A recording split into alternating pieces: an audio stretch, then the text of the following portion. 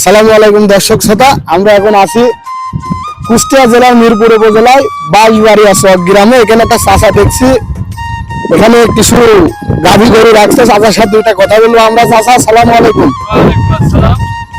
চাচা আপনি কতদিন ধরে এই গরু রাখেন? আমি গরু রাখি কিছু না হলে 30 বছর। 30 বছর? আলহামদুলিল্লাহ। চাচা মানে আপনার গরু মোট কয়টা আছে? এখন মোট 7টা আছে। 7টা? জি। আর এই যে এখানে যে মাঠটা আছে, এই মাঠটাই মোটামুটি তো ভালোই ঘাস টাস আছে, গরু খায়? আছে, ঘাস ভালোই আছে। তাহলে কি কি গরু আছে আপনার? আমার 7টার মধ্যে 6টা হলো গাভী আর একটা হলো আইল। 6টা গাভী আর টাই? হ্যাঁ। ও, তাহলে আপনার বর্তমান বাসাটা এখন কোন জায়গায়? এটা আমার বাসাটা কাইকলিদা হাই স্কুল প্রাইমারি স্কুলের কাছে। ওই কাইকলি তো প্রাইমারি স্কুলের কাছে? এই যে এখানে।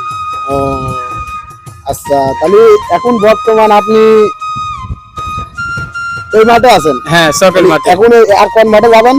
আমি এই যে রাস্তার উপর চলে যাবো রাখতে রাখতে।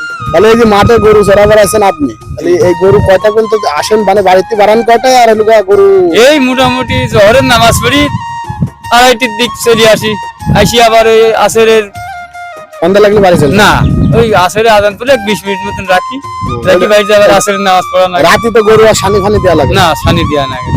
দেখেন চাচার মোটামুটি 5টা থেকে 7টা গরু আছে।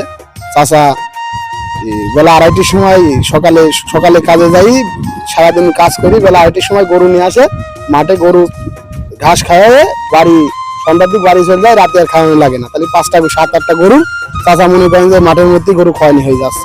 দেখ চাচা, আলহামদুলিল্লাহ আপনার সাথে কথা বলে ভালো লাগলো। আলহামদুলিল্লাহ। আলহামদুলিল্লাহ, ভালো থাকেন চাচা, ধন্যবাদ।